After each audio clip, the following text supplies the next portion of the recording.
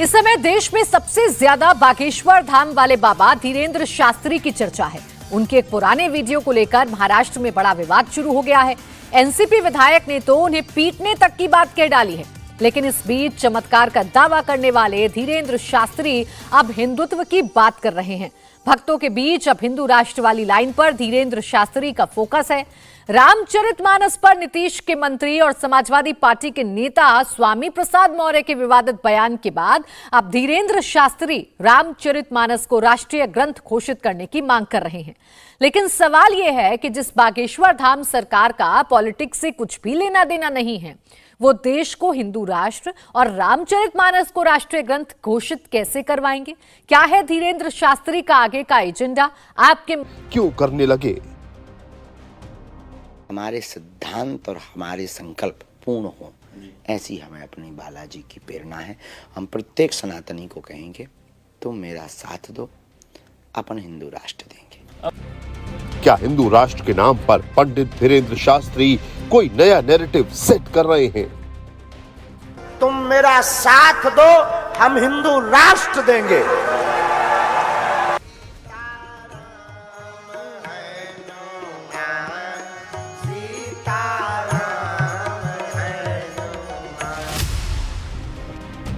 बाबा बागेश्वर खुद को non political आदमी कहते हैं।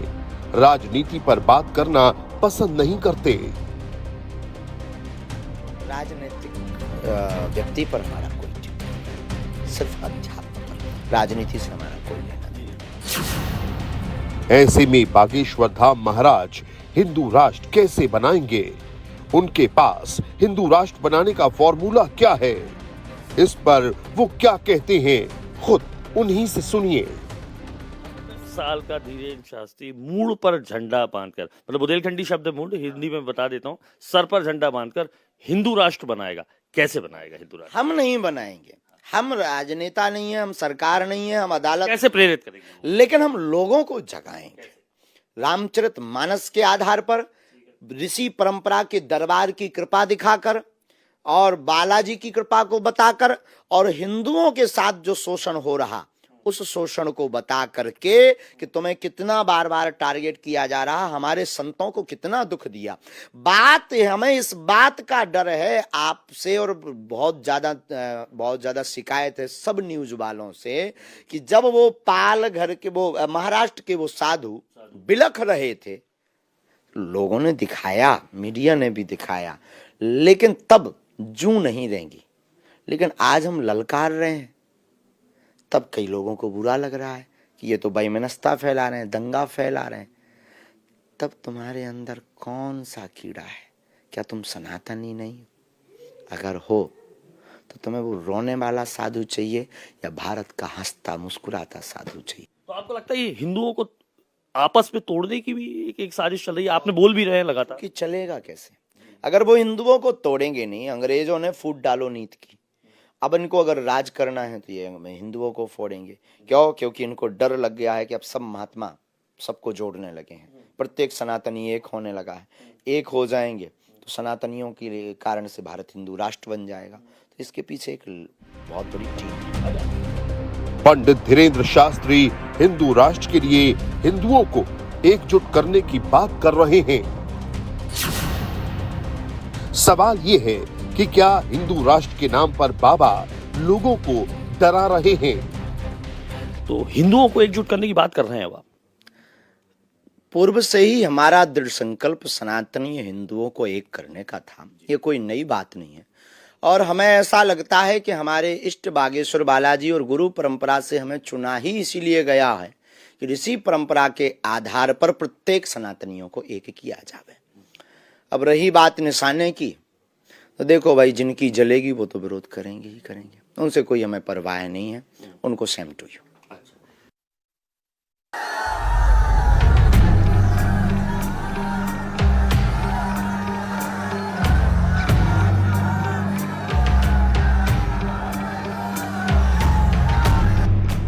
अगर हिंदुओं को एक करने की बात अगर भड़काऊ बयान है तो ये होते रहना चाहिए।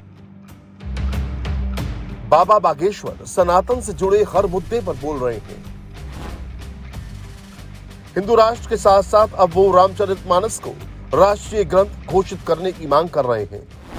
अब आपने कह दिया कि रामचरितमानस को राष्ट्रीय ग्रंथ भी घोषित कर देना चाहिए। बिल्कुल, ये बार बार के झंझट झपेड़े बंद करो, भारत हिंदू राष्ट्र बनाओ, रामचरितमानस को राष्ट्रीय ग्रंथ घोषित करो। ये पत्थर मारना, ये हलीउल्लाह होना, ये दुनियादारी होना, ये बार बार रामचरितमानस पर, राम पर उंगली उठाना, ये टॉपिक ही बंद हो जाएगा। जब भारत हिंदू राष्ट्र होगा तो राम की चर्चा होगी, राम की चर्चा होगी तो ना हिंदू, ना मुसलमान, ना सिख, ना ईसाई, सब भाई भाई। रामचरितमानस पर आजकल जबरदस्त विवाद चल रहा है।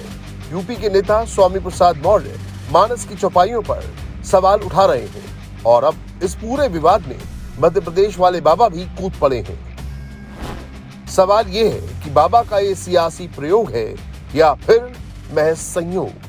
सनातनियों की आप बात कर रहे थे, महज 15 दिनों में देखें तो परिवर्तन आया। धर्म आध्यात्म की चलती थी, 15 दिनों में बागेश्वर 2.0 देख रहे हैं, बागेश्वर धाम 2.0। अब सीधे आप बात कर रहे हैं हिंदू ग्रंथ बनाने की। रामचरितमानस पर भी अटैक शुरू हो गया। रामचरितमानस पर भी कैसे देखेंगे आप इसे? रामचरितमानस पर बहुत विचित्र बात यह है कि ये बातें हमारी बहुत पुरानी है, पुराना संकल्प है।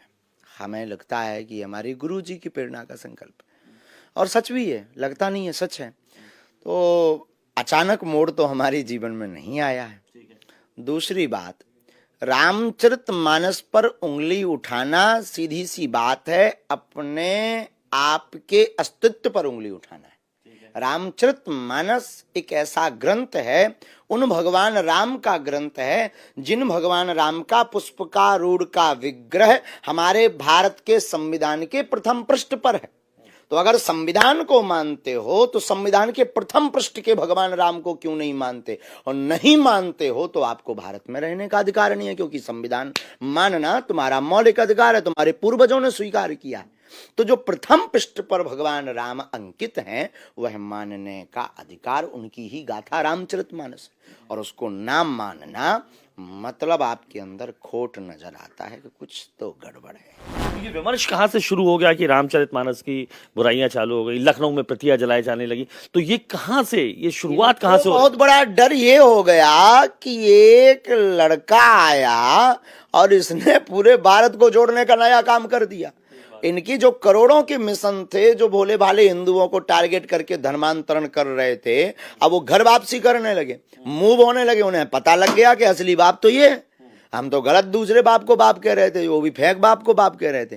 भाई बाकी धर्म तो है ही नहीं, बाकी तो पंथ है। तो इनके अंदर वो जो आग लगी, उस आग से बचाव के लिए एक ही उपाय है कि फूट डालो, नीति करो। अब हिंदू को हिंदुओं से ही लड़वा दो, जाति के नाम पर, रामायण के नाम पर, भागवत के नाम पर, गीता के नाम पर इनको लड़वा दो। विषय ये है कि जिन महोदय ने ये उंगली उठाई है, उनकी गलती नहीं है, उनके पीछे ये जो टीम है उनकी गलती है। ये इंटरनेशनल साजिश है।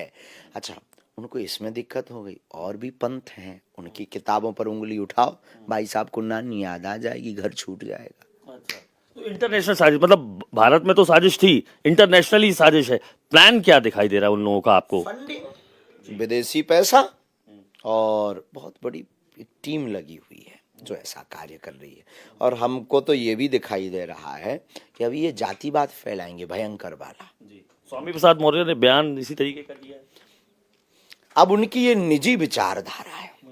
हम तो सर्वधर्म समन्वय और सर्व सामाजिक समरसता पर जीते हैं। वर्ण से की व्यवस्था में हम ब्राह्मण हैं, लेकिन हम अपने आप को कभी ब्राह्मण नहीं बताते हैं। सर्व सामाजिक समरसता और हमारे अंदर कूट कूट करके भरी है। हम सबको लेकर चलते हैं और सबको एकजुट करने की तैयारी। रामचरितमानस के जिस दोहे पर ये हो रहा है, चौपाई चौपाई पर ढोल गवाज शूद्र, तो मैं राम कथा वाचक धीरेन्द्र कृष्ण शास्त्री से ही पूछना चाहूंगा, दरअसल इसकी व्याख्या कैसे करें? मानस की इसकी व्याख्या बहुत सीधी और सरल है। ढोल गवार शूद्र पशु नारी सकल ताड़ना के अधिकारी। ताड़ना का अर्थ पीटना नहीं है, ताड़ना का अर्थ है दृष्टि पर नजर, उस इन चार पर नजर रखना। ताड़ते ना भैया, तुम हमें ताड़ो मत, नजर रखना है। ढोल का मतलब अगर उस पर दृष्टि रख करके अगर नहीं बजाओगे तो बेसुरा बजेगा। गवार पर नजर नहीं रखोगे तो वो गवार पना कर देगा, काम बर्बाद कर देगा। शूद्र का मतलब सेवक है, और प्रत्येक मानव के अंदर ही चारों वर्ण है। मुख से ब्राह्मण, हाथ से क्षत्रिय, पेट से वैश्य और चरणों से सेवक। चारों वर्ण प्रत्येक मनुष्य के अंदर व्याप्त हैं, तो सेवक को भी अगर ताड़ोगे नहीं तो वो बहक जाएगा, चोरी कर लेगा। नारी विरोधी भी नहीं है गोस्वामी जी, क्योंकि वंदे वाणी विनायक को प्रारंभ में ही माँ सरस्वती की वंदना करते हैं, गणेश जी की बाद में। और नारी को ताड़ने का अर्थ है कि अगर स्त्री पर दृष्टि रखेंगे तो वो बहकेगी नहीं, क्योंकि वो भोले होते हैं, भावनाओं में बह जाती हैं। तो गोस्वामी तुलसीदास जी का किंचित मात्र भी ध्येय गलत नहीं है। दूसरा मत ये है, रामचरितमानस में भी बीच में बहुत छेड़ाखानी की गई है, तो वैमनस्यता फैलाने के लिए इन सब का प्रयोग किया गया। ये लोग कौन है? ये लोग जो ये उंगली उठा रहे हैं, ये लोग जो इनका सपोर्ट कर रहे हैं, ये लोग जो रामचरितमानस का खंडन कर रहे हैं, ये लोग जो रामचरितमानस को हमारे भारत की संस्कृति को जलाने का, तोड़ने का प्रयास कर रहे हैं, ये लोग वामपंथी, ये लोग मतलब धर्म विरोधी, ये लोग मतलब रावण के खानदान के। तुलसीदास जी रामायण की जब बात कर रहे हैं, राम की गाथा सुना रहे हैं, माँ सीता की बात कर रहे हैं, तो जहां माँ सीता की बात कर रहे हैं, वहां महिला का अपमान कैसे करेंगे? जो स्वामी तुलसीदास जी प्रारंभ में ही माँ सरस्वती की वंदना, सीता राम गुण ग्राम पुण्यारण्य विहारणों की चर्चा, उद्भव स्थिति संहार कारणिम कलेश हारणिम, इन श्लोकों से वंदना कर रहे हैं, वो भला तुलसीदास जी गोस्वामी जी स्त्री विरोधी, नारी विरोधी भला कैसे हो सकते हैं? और वहीं गोस्वामी तुलसीदास जी कहते, सिया राम मैं सब जग जानी, करो प्रणाम जोर जुग पानी। फिर गोस्वामी तुलसीदास जी जातिवादी कैसे हो गए? ये सिर्फ देखने का आइकॉन है, इनको कुछ ना कुछ बहाना चाहिए। कुछ दिन बाद ये भागवत पर उंगली उठा देंगे, कुछ दिन बाद ये गीता पर उंगली उठा देंगे, और कुछ दिन बाद ये कह देंगे मंदिर बेकार है, कुछ दिन बाद कह देंगे भगवान है ही नहीं है, और इन्होंने तो अयोध्या के राम को भी नहीं माना। तो क्या करें हम सब हिंदू, सब ये सब छोड़ दें? अचानक बाबा बागेश्वर की पूरी स्क्रिप्ट बदल गई है। इनके समागम का मंच वही है, लेकिन डायलॉग बदल गया है। बाबा अब कायदे और फायदे की बात करने लगे हैं। भारत में रहना है तो कायदे में रहोगे तो फायदे में रहोगे। हाँ, भारत में रहना है तो क्या कहना है? बोलो क्या कहना है? और अगर कोई व्यक्ति विरोध करे, चाहे वो नेता हो, अब खबरदार, या अभिनेता, अब खबरदार हो जाओ। सवाल ये है कि पंडित धीरेन्द्र शास्त्री किसे डरा रहे हैं? 3 दिन पहले उत्तराखंड में फिर बोला कि कायदे में रहोगे तो फायदे में रहोगे। I am not Mahatma, not. हाँ, तो भाई कायदे में रहोगे तो फायदे में रहोगे। 3 दिन पहले फिर हमने किसी व्यक्ति विशेष को नहीं कहा। हाँ, कैसे लोग अपने बच्चों को कह देंगे बेटा कायदे में रहोगे तो फायदे में रहोगे। अब जो कायदे में नहीं है उसको मिर्चा लग रहा है। हमने किसी व्यक्ति का नाम लिया हो, आप बताओ हमने नाम लिया क्या? हमने ये तो कहा नहीं कि अमुक फलाना व्यक्ति कायदे में रहेगा तो फायदे में। हमने तो ये कहा कायदे में रहोगे तो फायदे में रहोगे। अभी भी कहते हैं भारत में रहना है तो सीताराम कहना है। बागेश्वर धाम महाराज धर्मांतरण की बात करते हैं, 1000 बार करते हैं। बाबा पर यह आरोप है कि वो लोगों का धर्म बदलवा रहे हैं। आपने लगातार लव जिहाद की बात भी की, धर्मांतरण की भी बात की। कुछ मुस्लिम लोग भी सामने आए, वो कह रहे हैं कि धर्मांतरण की बात तो आपके यहाँ भी हो रही है। घर वापसी धर्मांतरण नहीं है। हम तो बुलाने नहीं जाते। हम तो ऐसा कहते नहीं कि एक व्यक्ति को छुओगे 25 को करंट लग जाएगा, करके गिर जाएंगे। हम तो ये सब करते नहीं है। हमने धर्मांतरण की कभी बात नहीं की। हमने सनातन धर्म में घर वापसी की बात की। धर्मांतरण ये कहलाता है चमत्कार दिखाकर, ट्रिक दिखाकर, पैसा देकर, लालच, भय, बस ठीक हो जाने के नाम पर तुम धर्म बदल कर हमारे में आ जाओ, ये धर्मांतरण है। और कोई अगर देख कर आ रहा तो ये घर वापसी है। तो सनातन में घर वापसी होती है, धर्मांतरण सनातनी कभी करते ही नहीं है, जरूरत ही नहीं है। आपने मध्य प्रदेश में भी धर्मांतरण ऐसे देखे लगातार? 360 परिवारों की घर वापसी करवाई, पुनः करवाने जाना। बिल्कुल। किस तरीके से? ये लोग क्या करते हैं, हॉस्पिटल के नाम पर, दवाई के नाम पर ये लोग कोई जल सिद्ध करते हैं। उस जल में उनका कहना है कि जो डुबकी लगा, बैप्टिज्म कहलाता है, जो बपतिस्मा। अब भगवान जाने, हमें तो इन 3-13 में पढ़ना नहीं है। पवित्र मुंह से नाम भी नहीं लेना है हमें। तो वो जो है उस जल के माध्यम से तीनों लोगों की दर्शन करवाते हैं। अब भगवान जाने जल में क्या है, ईश्वर जाने। और कोई मोर पंख से सब फूफा कर देता है। तो इन लोगों ने स्वांग रच के अपने प्लांटेड लोग रखते हैं, एक को छूते हैं तो वो 25 को करंट लग के वो गिर जाता है। उनको दिए जाते हैं 200-200 रुपया कि तुम्हें गिरना ही है, हम छुए हो तुम्हें गिर पड़ना है। तो वो गिर पड़ते हैं। अब बेचारे भोले भाले हिंदू लोग, उनने देखा कि वो ऐसे कहते फू, रूमाल से भूत निकाल देते। वो रूमाल छुपाओ और भूत बाधा खत्म, पानी पियो कैंसर खत्म। आगे को लगो हम मंत्र चिकित्सा प्रयोग करके जो प्राचीन पद्धति है उसमें भी कई बार कैंसर ठीक नहीं हो पाऊ था, फिर बता दे भैया दवा लो साथ में और दुआ लो तब ठीक हुई है। लेकिन भी तो खान लगा पानी भर पी लो और बिल्कुल बिल्कुल ठीक हो जाए। और हद ये है कि एक बार में हंसी आ रही थी कि जो दूसरों को चला रहे थे उन्हीं के एक गुरुजी हैं, वो जो व्हील चेयर पे चल रहे थे। हाँ, तो हमने खबर भिजवाई एक सज्जन से कि वो जो तुम्हारे पंथ के गुरुजी हैं उनसे कहो कि वो तुम्हारा जो लौंडा है वो दूसरों को ठीक कर रहा है, ये जो काय को व्हील चेयर पे चल रहा है नहीं को ठीक करवा दो। हम कभी दावा नहीं करते, अगर ये टिप्पणी हम पर उठाई जाए हम कभी दावा नहीं करते कि हम ठीक कर देंगे, हम अपने इष्ट से प्रार्थना करते हैं। तो ये भोले भाले लोगों को प्रायोजित ढंग से पैसा देकर लालच देकर, गरीब लोग हैं वो बेचारे आ जाते हैं तो वो धर्म परिवर्तन कर लेते। कोई राजनेता हो चाहे वो कोई धर्माचार हो, अगर सनातन का विरोध करेगा तो नहीं छोड़ा जाएगा, उसे बाइकआउट किया जाएगा और काले झंडे दिखाए जाएंगे। ये आरोप कितना सही है? जो बाबा पहले जादू टोने की बात करते थे अचानक सनातन की बात क्यों करने लगे हैं? सनातन की बात कर रहे हैं तो उन्हें जान से मारने की धमकी मिल रही है। कौन लोग हैं जो बागेश्वर धाम महाराज के खून के प्यासे हैं? पंडित धीरेंद्र शास्त्री को किससे और क्यों खतरा है?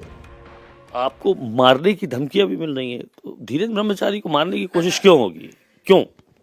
अब इसीलिए क्योंकि उनके मिशन में हम ही सबसे बड़े रोड़ा हैं। उनकी एक तो बजरंगबली थे, उनने रावण की लंका में आग लगाई थी, एक हमने इनकी लंका में आग चुबा दी। इनकी जितनी लंका जितने अस्तित्व थे, इनके अस्तित्व चमत्कारों में थे। अब वो चमत्कार हमने बता दो कि असली बाप जो आए बागेश्वर, अपने हनुमान जी कौन कमा है और देवता चित्त न धरी, हनुमत से ही सर्व सुख करी, रामदूत अतुलित बलधामा। हमने कहा देख लो जो है तुम्हारा बाप। अब उनके भी जितने सिस्टम थे भी हो गए फेल। अब फेल हो गए, सो जो धर्मांतरण कर रहे थे वे सब समझ गए कि असली बाप तो ये है बालाजी।